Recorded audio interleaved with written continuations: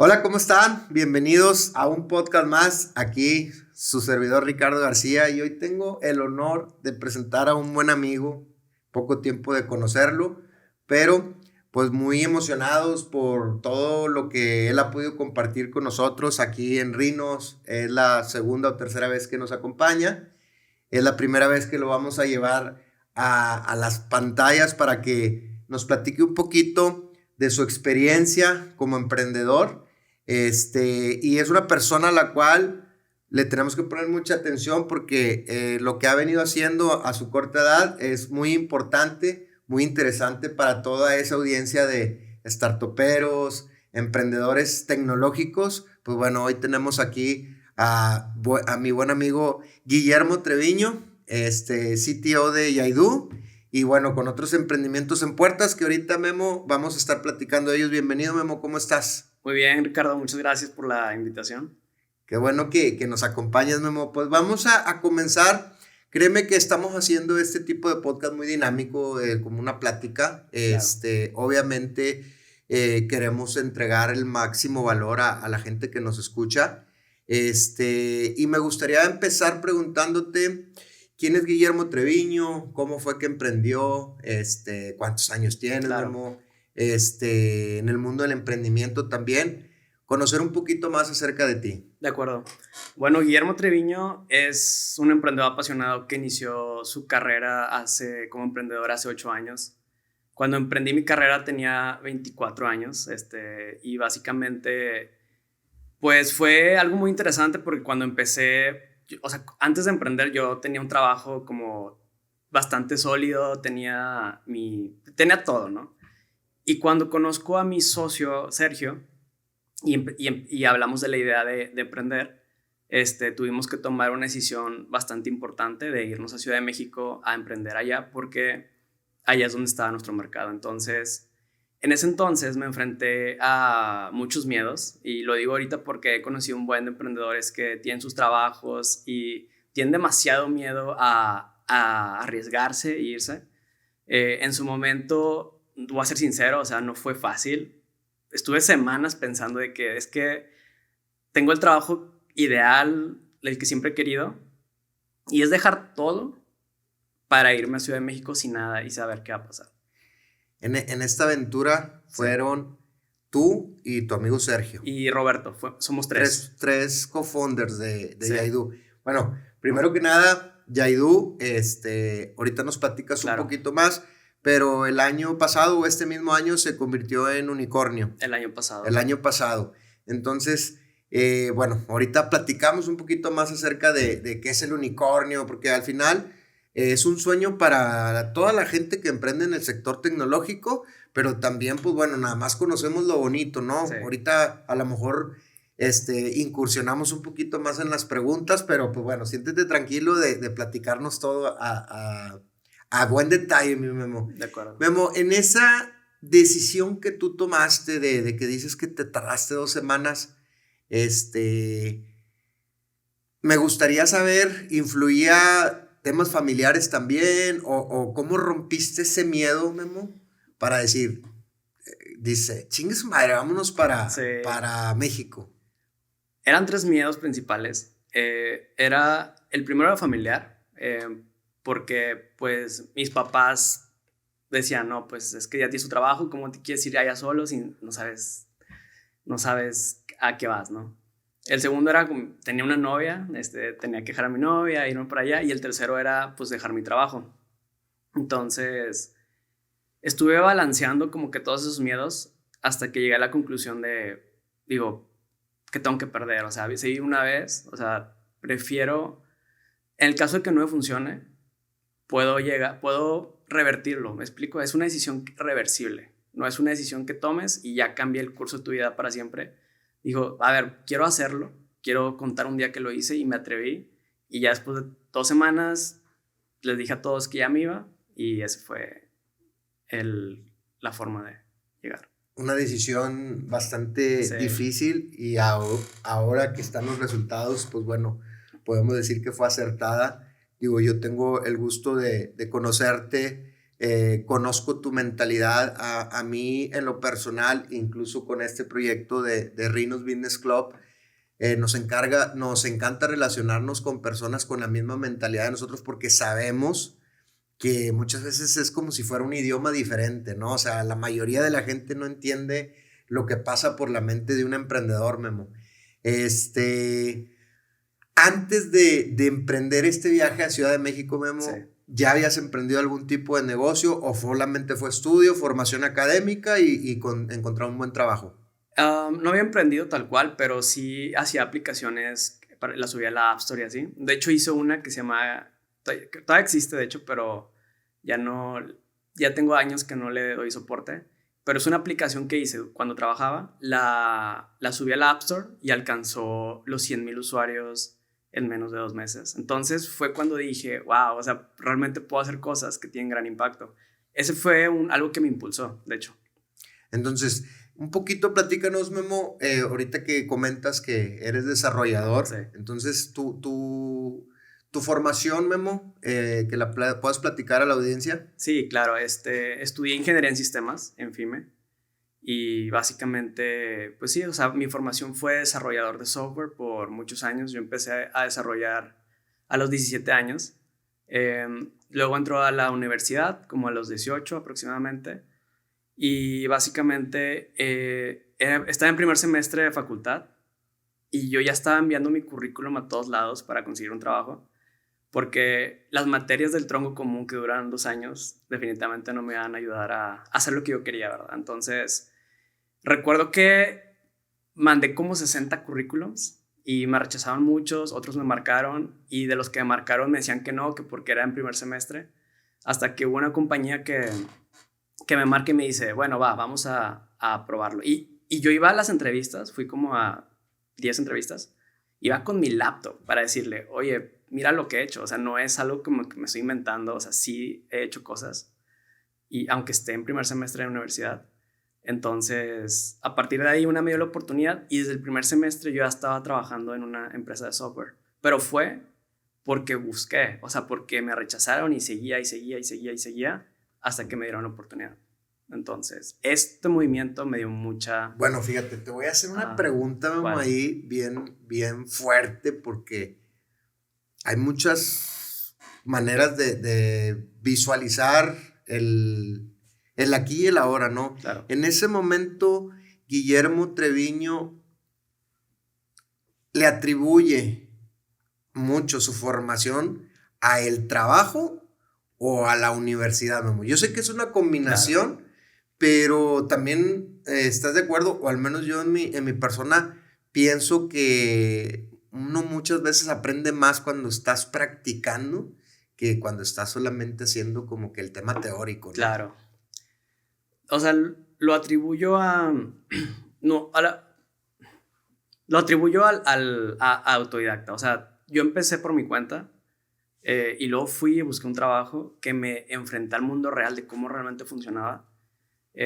Y cuando volví a la escuela y tenía mis proyectos de la escuela, pues realmente, o sea, era una diferencia abismal entre el mundo real y lo que me enseñaban.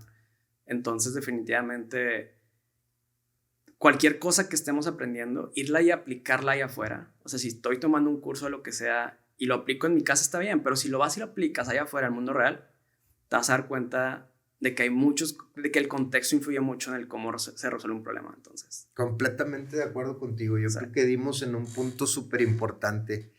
Y hubo una cosa que me gustó mucho que nos comentas. La autoeducación te va a llevar a hacer cosas increíbles. Claro. O sea, es bueno una formación, es bueno una disciplina, es bueno que tú le eches ganas a las cosas en las que estás haciendo actualmente, pero cuando tú das ese extra tratando de autoeducarte en el área, claro, que sea, eso es lo que marca la diferencia también en el mundo del emprendedor. Oye, mamá, pues felicidades, la verdad es que bien interesante. Ahorita que nos comentabas, ¿desde cuándo nació en ti el querer desarrollar aplicaciones, ¿no? ¿Desde cuándo tuviste esa tendencia o pensaste en algún momento, esto es el futuro, lo tenías bien claro o con el tiempo has ido aclarando tu mente? No, lo he tenido muy claro desde que estaba chiquito, o sea, desde que tenía 5 años, o sea, crecí en Legos, construyendo todo el tiempo cosas. Y yo creo que eso armó mucho del quién soy ahora, porque me enfrentaba a problemas creativos todo el tiempo, ¿no? Hubo un año, tenía como 12 años aproximadamente, cuando un primo se va a mi casa, porque era de otra ciudad, y se vino a mi casa a vivir, y resultó que era programador. Entonces, yo no sabía qué era la programación en ese entonces, pero y a mí ya me gustan las computadoras. Entonces, lo veía que trabajaba hasta noche y que le picaba 2, 3 cosas, y una vez me acerco y le pregunto, oye, ¿qué estás haciendo? Y me enseñó cómo se programa. Entonces, ahí fue cuando descubrí y dije, ok, es la forma, esos son los Legos de los programas que me gusta usar. Entonces él me empezó a enseñar y me empezó a la introducción a la programación. Aproximadamente, eso ya tenía como unos 14 años aprox. Y entre 14 y 17, hacia estaba aprendiendo, ¿no? Mis experimentitos así. Y a los 17 fue cuando ya le empecé a meter, a crear aplicaciones más reales y todo. No, la verdad es que felicidades. Yo creo que de entrada le diste al clavo en el tema de las tendencias. No creo que esto pare y he visto que te has venido documentando más y más y más. Ahorita nos hablas también de tu segundo emprendimiento que viene mucho y muy enfocado con la inteligencia artificial que viene. Yo creo que van a ser todos los próximos 2 o 3 años. Hay varios términos que ya andan por ahí sonando que yo los creo, que el growth partner, que la inteligencia artificial, que van a ser un poquito las tendencias que van a cambiar la manera en que se hacen los negocios actualmente. Es correcto. Oye, Memo, y en el tema de ahorita entrando un poquito al tema ya de la empresa, Memo, ¿a quién se le ocurre Yaidu? A mi socio Sergio, porque él estuvo... Sergio Almaguer. Sergio Almaguer es mi socio. Ok. Y antes de emprender, él vivía en Suiza. Ok. Y en Suiza había una aplicación que estaba creciendo mucho, que básicamente tú la descargabas y tú podías pedir lo que sea. Quiero agua, quiero unos tickets, o sea, lo que se te ocurriera, ¿no?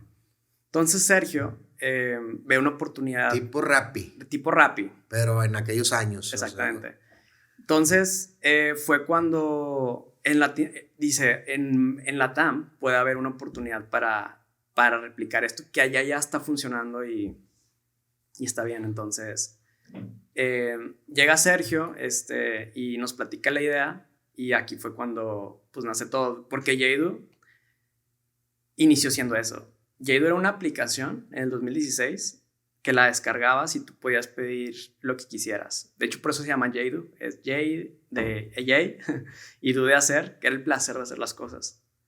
Y esa fue nuestra idea. Así empezó. Así empezó. Ahorita que comentas eso, sí. Memo, ¿tú sí crees?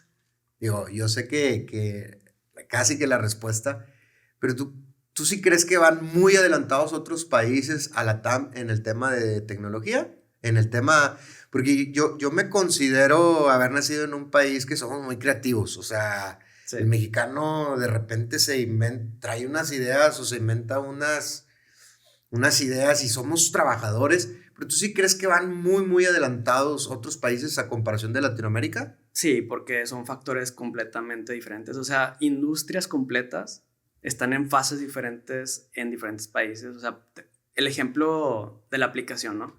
Digamos, en Suiza tal vez estaba, esa industria estaba en un momento de crecimiento en ese mercado, pero en la TAM, México específicamente, estaba en una fase que ni siquiera existía. Entonces, sí, o sea, en muchos temas estamos como atrás, que cuando lo ves como una oportunidad, es gigante. Ahí quería llegar. Sí. Ahí quería llegar, Memo, y yo creo que le dimos al punto. Fíjate que yo sigo una filosofía y siempre la platico, es la de encuentra algo que funciona, mejóralo y comercialízalo. Así es como yo tengo mi negocio, así es como ahorita estamos llevando Rhinos Business Club también a un mercado que vamos a salir en estos meses. Sí. Siempre buscando no encontrar la rueda nueva, sino algo que ya funciona y cómo agregarle valor y luego salir al mercado, ¿no? Pero en el punto que tú acabas de decir, mientras unas personas pueden verlo como, ay, pues es que eso ya existe, existen otras, ahora sí que en otra geografía literal, y hay gente que ve oportunidades, ¿no? Entonces, de ahí es donde salen los grandes negocios, ¿no? Sí, definitivamente. Cuando lo ves desde el punto de vista de oportunidad, qué funciona allá y acá, sí muchas veces puedes crear un gran negocio. La realidad es que cuando empiezas por el problema, o sea, que identificas problemas, imagínate que estás trabajando en una compañía, ¿no? Una compañía de software que tiene 1000 empleados y ves que la compañía de software está batallando con ciertos procesos y te empiezas a preguntar, oye, ¿cómo puedo solucionar esto? ¿Qué existe en el mercado para que pueda solucionar este proceso? Y cuando empiezas desde ahí y luego vas a otros mercados, a otros países y ves qué funciona, ahí te das cuenta no solo de la solución, sino del problema y entiendes el mercado y sabes cómo llegar al mercado. ¿Por qué digo esto? Porque me ha tocado emprendedores que venidas bien padres de otros países, pero que cuando no empatizan o entienden el problema, tienden a replicar, pero no tener el fit de mercado que estaban buscando.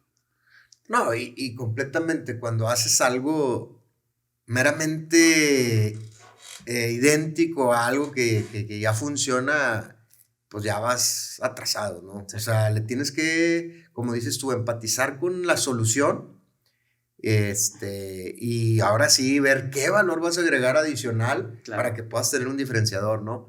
Entonces, Memo, aquí un consejo para todos esos muchachos digo, aquí ha venido, yo me quedo sorprendido a veces, hace 2 meses, vino el hermano de un reino amigo, Claro. que también es programador y tiene 16 años y le está pegando ahí al influencer y va muy bien. Y yo me quedo pensando, yo a los 16 años, digo, no sé qué estaba, no me acuerdo qué estaba haciendo, probablemente vendiendo algo porque pues son perfiles, ¿no?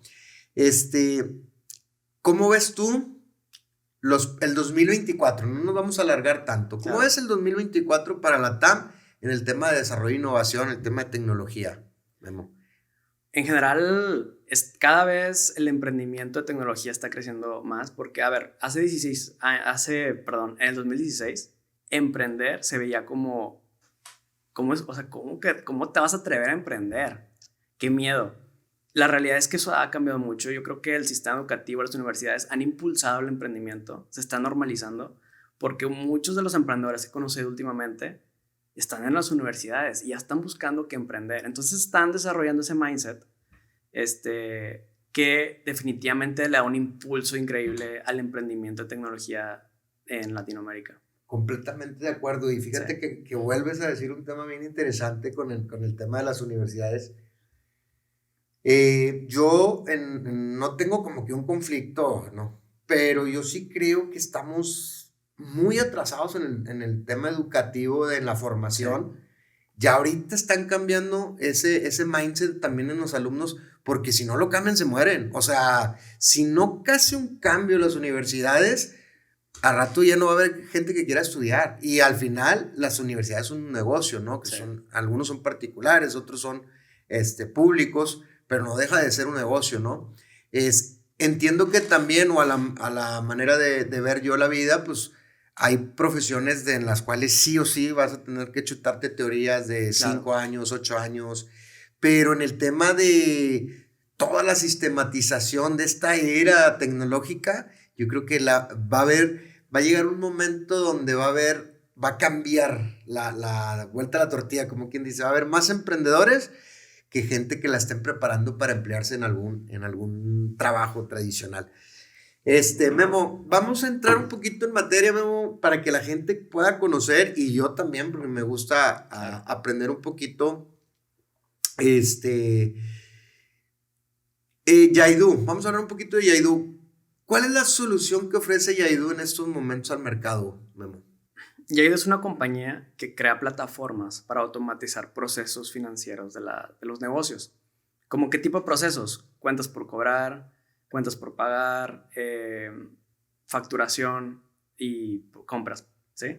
¿Por qué? Porque nos dimos cuenta, en todos estos años nos hemos dado cuenta que las compañías tenían muchos problemas administrativos y por problemas administrativos, aunque parezca irreal, muchos se mueren. O sea, a veces tienes un buen negocio, tienes un mercado, pero tu proceso es tan malo que tu negocio pierde dinero y te vas a la quiebra. Y eso lo descubrimos en 2017. Por eso fue que empezamos a migrar nuestro modelo de negocio, porque nos dimos cuenta de un problema mayor que queríamos resolver. Veíamos empresas morir y decíamos, ¿cómo podemos ayudarlas? Y la cobranza fue el primero que dijimos, por no cobrar, están quebrando.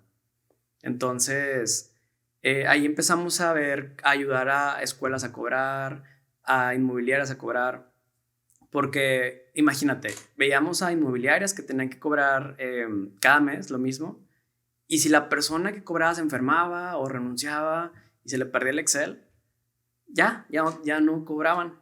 No, y se podía hacer una bolita de nieve también para el cliente final, que ya de repente, oye, me debes 2, 3 meses y por eso dices que podían quebrar, o lo estoy entendiendo más o menos.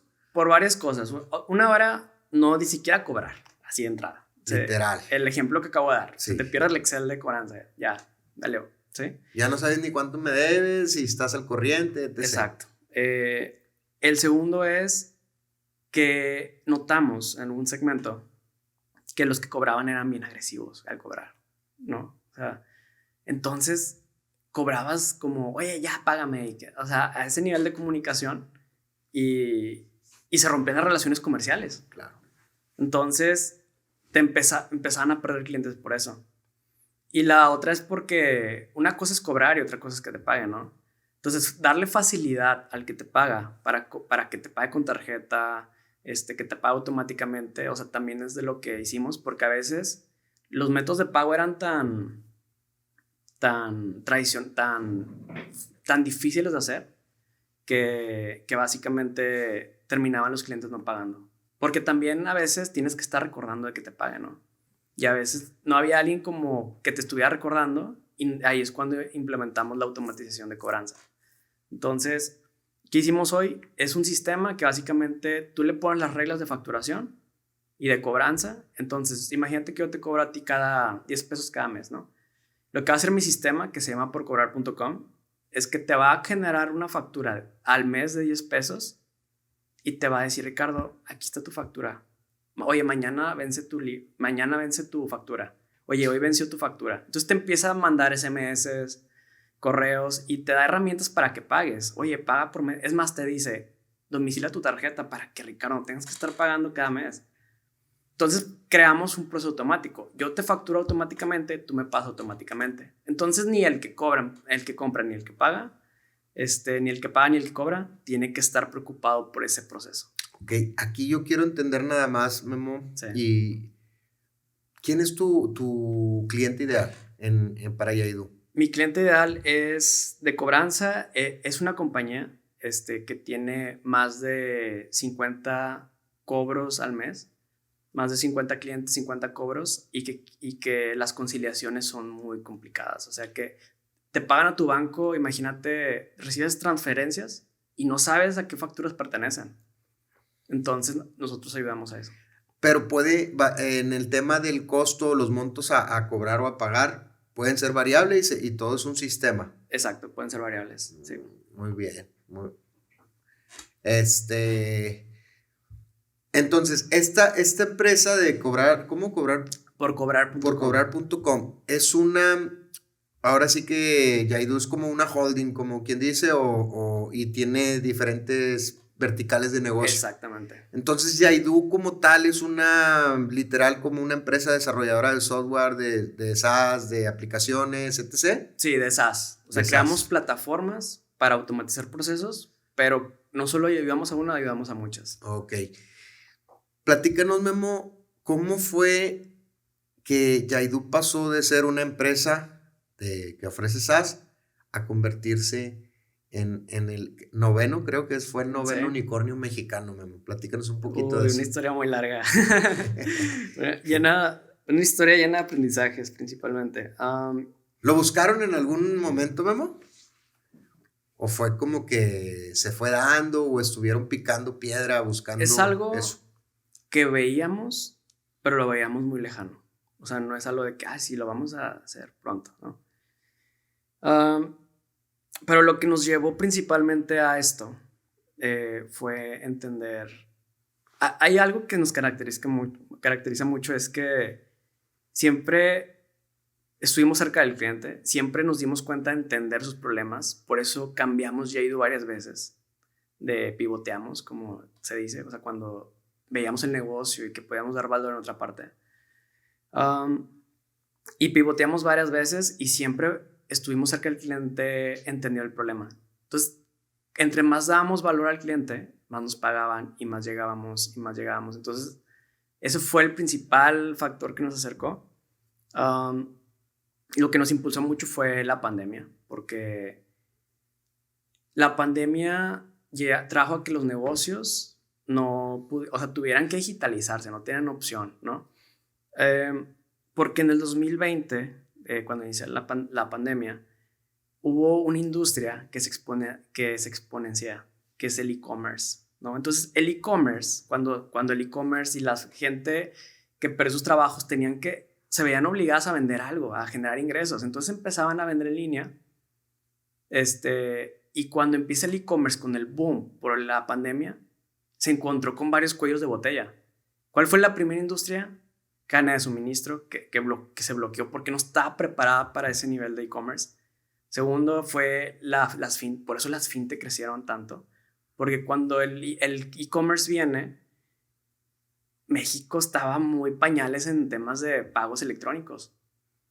Entonces, de que, bueno, quiero vender, pero los pagos, nadie tiene tarjeta. O sea, fue un desastre, ¿no? No un desastre, pero fue una cuello de botella bastante importante.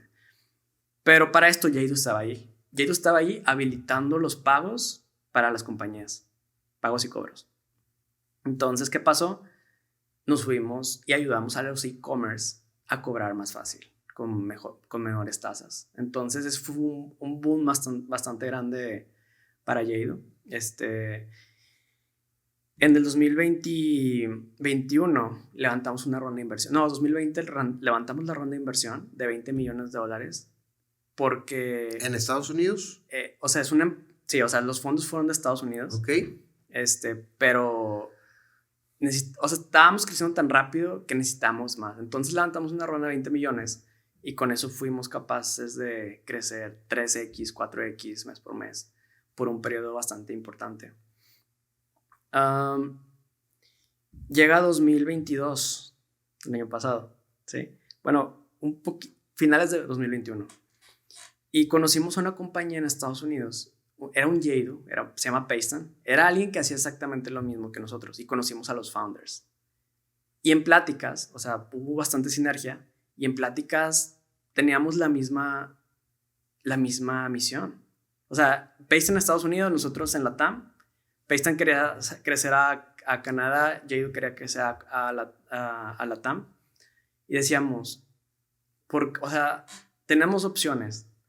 O cada quien trata de dar, o sea, ir por picar piedra cada quien, o fusionamos nuestras fuerzas y te avientas todo el continente americano. Y nos aventamos todo el continente americano y habilitamos cross-border, o sea, pagos entre las fronteras más grandes del mundo, comerciales, o sea, el canal comercial de los más grandes, pagos a México, a Estados Unidos, y nos hizo todo el sentido del mundo.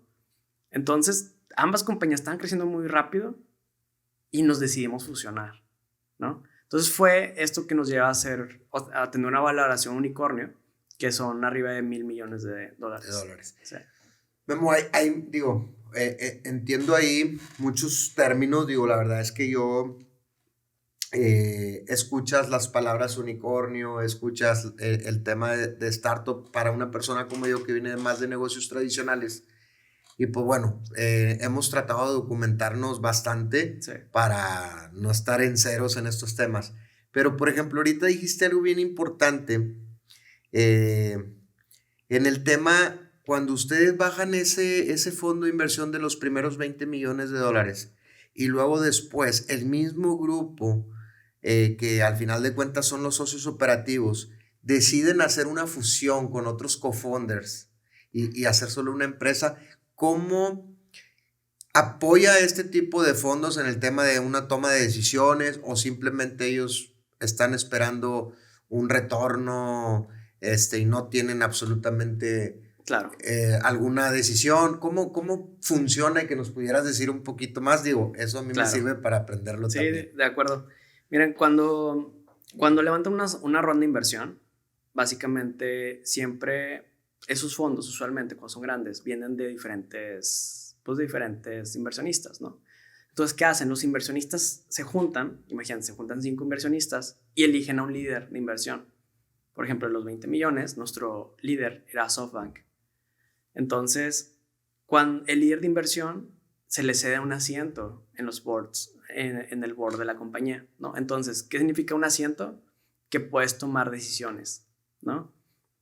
Entonces, cuando tomas decisiones a nivel adquirir una compañía, a nivel inversión, a nivel todo tipo de decisiones fuertes, definitivamente tus inversionistas actuales, tanto tu board, tiene todos voto de lo que sí y de lo que no.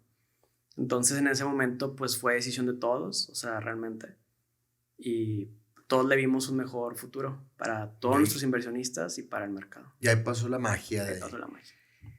¿Cómo has visto tú esa evolución de ser una empresa que, como lo comentaste, estaba creciendo 3, 4, 5x por un tiempo prolongado, a convertirse en un unicornio que al final de cuentas, en el mundo empresarial de startups, pues bueno, ya ese es uno como de los hitos más altos, ¿no? Sí. ¿Cómo ha cambiado? ¿Si has tenido una atracción diferente antes de ser unicornio a después de ser unicornio o prácticamente sigue creciendo a su paso normal? Si ha cambiado, si lo vemos en términos de crecimiento, se desacelera. ¿Por qué? Porque capturamos el mercado y ahora ya no es lo mismo cuando llega la pandemia que 3 años después, ¿verdad? En términos como ya de entre Peston y Yaido, sí nos ha ayudado bastante porque combinamos lo mejor de cada compañía. Entonces, hoy somos un grupo que abordamos 2 países. Entonces, las buenas prácticas de allá, de acá, o sea, siempre como tener esas diferentes perspectivas, culturas, te ayuda a ver los problemas y las oportunidades de una perspectiva diferente. Entonces, nos ha hecho muy sólidos en términos de estrategia. No, felicidades. Gracias. Y yo creo que, bueno, ustedes se fueron preparando también para eso. Dices, sí, nos tocó mucho antes de lo que nosotros nos habíamos imaginado. Sí. Se sabían que estaban haciendo las cosas bien. Me gustaría remontarte a esa emoción cuando de repente existe esa combinación, Memo. Sí. ¿Qué te dijeron? ¿Hablaste con tus 2 socios? Me imagino, no sé, se fueron de fiesta, se fueron a cenar. ¿Cómo fueron las emociones, Memo, de ese momento? Mira, te voy a platicar una emoción antes porque creo que vale la pena mencionarla. Cuando creas una compañía que llevas años y piensas en fusionarte, aunque está la emoción de que pueden pasar cosas buenas, a veces también está la emoción de que voy a fusionar lo que he creado. Entonces entra un poquito el ego, ¿verdad? Entonces, ¿por qué? Porque es nuestra compañía, porque es nuestra empresa que hemos crecido y ahora iba a estar en manos también de alguien más. Entonces, fue un sentimiento al que nos enfrentamos. Y lo digo esto porque si a otro emprendedor le toca y ve las oportunidades, pero su ego le dice, no, es que yo puedo solo, o les recomendaría que lo piensen 2 veces porque es una emoción que va a pasar, ¿no? No es fácil decir, me voy a fusionar mi compañía de 6 años, voy a fusionarme con otra. es una emoción muy fuerte. Ahora, después de que pasa, pues definitivamente nos sentíamos muy emocionados en el sentido de que superamos cierta evaluación, en el sentido de que teníamos nuevos partners, socios, o sea, sí. Que estaban creciendo también muy rápido. Entonces, sí fue pues fue una serie de emociones, o sea, ni siquiera sé cómo explicarlo. Sí, no. Te pregunto, digo, a uno como espectador, ¿no? Digo, a mí me tocó conocerte en un evento de networking, fuiste ponente de un tema de inteligencia artificial. Ajá. Y yo te digo, yo acabo de empezar otra vez a relacionarme al mundo del networking, ¿no? De empezar a seguir conociendo personas y creciendo mis relaciones, ¿no? Y yo, incluso cuando llegaste ahí, nos estábamos sentados al lado, yo estaba escuchando, ibas con otro chavo que también traigo, Mauricio, creo que se llama, no me acuerdo, aquí traigo el teléfono de él, y estabas platicando y yo dije, ahorita ya vi el flyer y vas a salir, luego ya cuando te presentan como unicornio, uno se emociona, digo, yo en lo personal digo, en el tema tecnológico hay mucho déjà vu, mucha gente que piensa, es que yo quiero ser un unicornio porque ya estoy evaluado y luego también están las malas notas que los unicornios pierden dinero y luego que ahorita se está acabando el tema de los fondos de Silicon Valley y luego salen, por ejemplo, los reels de Carlos Bremer, si lo viste, de que ya dejen de estar en la ronditis, llega a ver ese tipo de pensamientos, Memo. Claro. Que no sabemos cuál es la realidad, pero cuando yo tengo el gusto de conocerte, veo, pues, me imagino, una preparación, una alegría cuando pues, al final es un reconocimiento, ¿no? Claro. Como te lo comenté. Yo te pregunto directamente, pero no nos va a dar el tiempo para hablar de tu segundo emprendimiento y aparte quiero tenerte en otro podcast, claro, más preparado y todo. Supervisor, ¿te gustaría que fuera un unicornio también?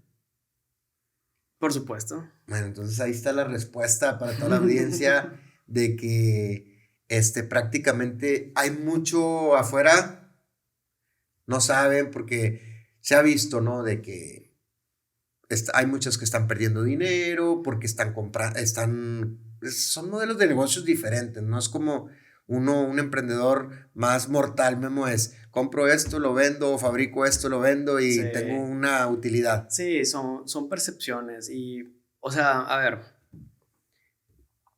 les voy a contar algo, una pequeña historia porque en el 2018 recuerdo que iba con mi socio a levantar capital.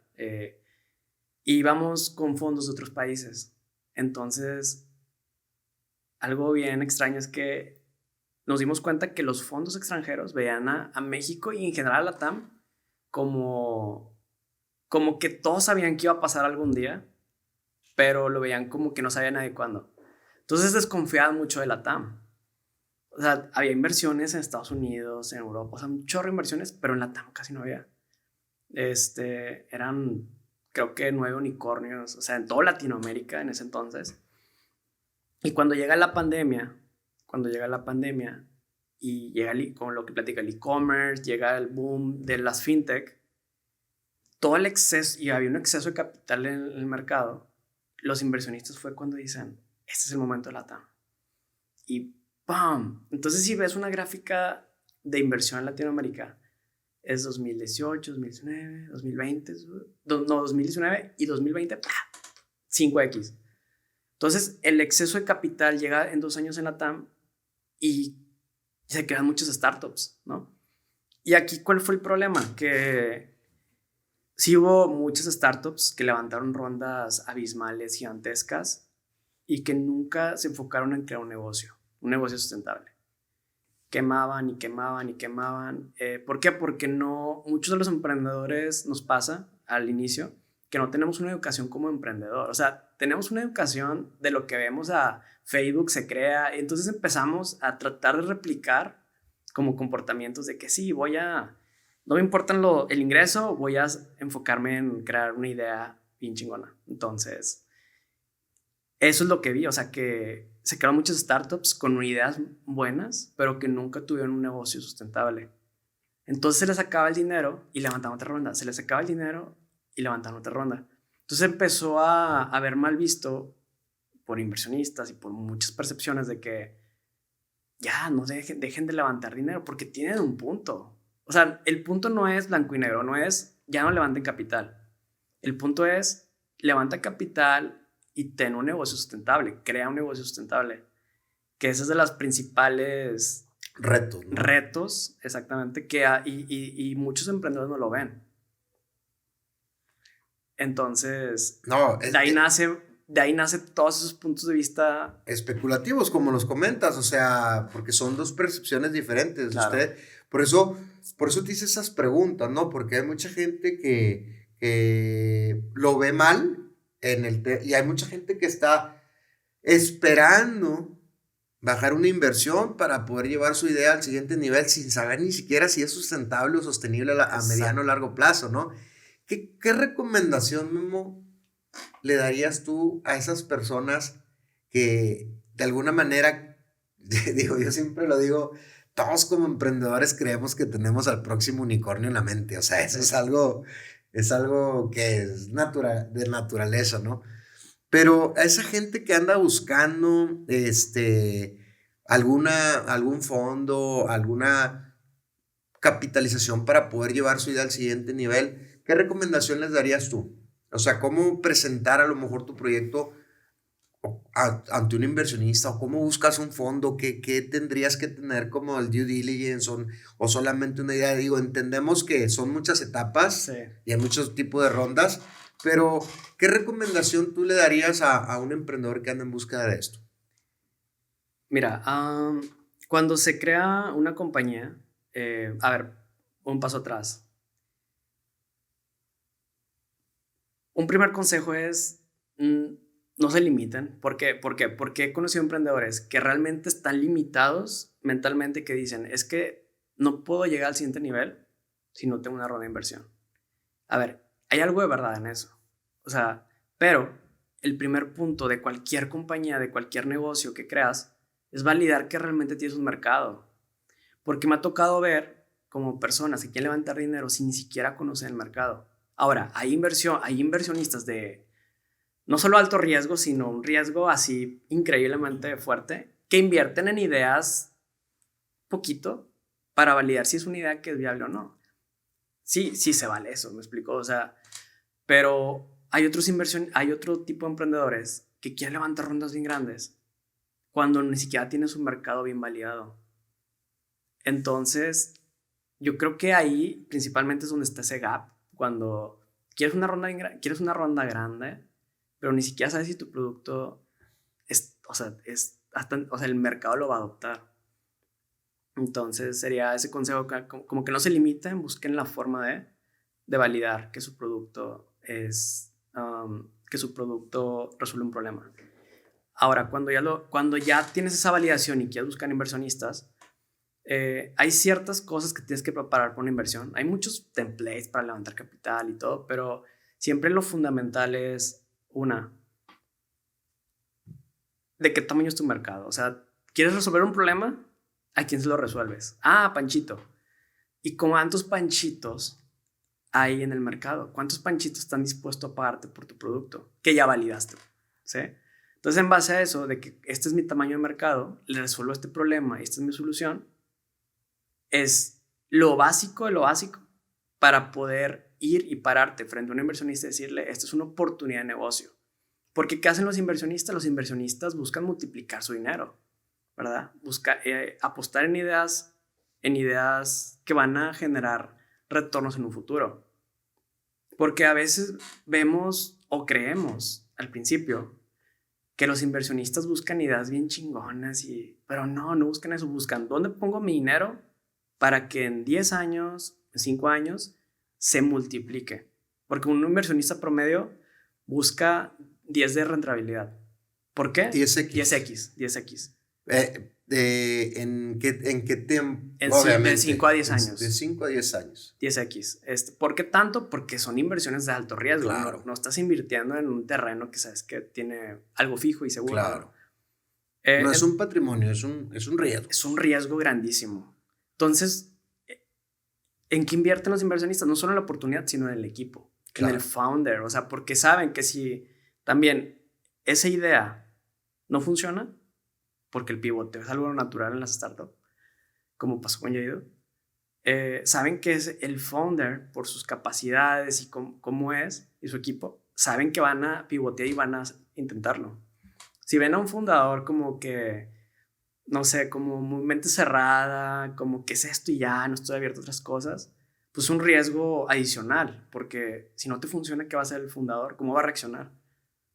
Entonces, las primeras inversiones en startups es el equipo fundador. ¿Quiénes son? ¿De dónde vienen? ¿Qué hacen?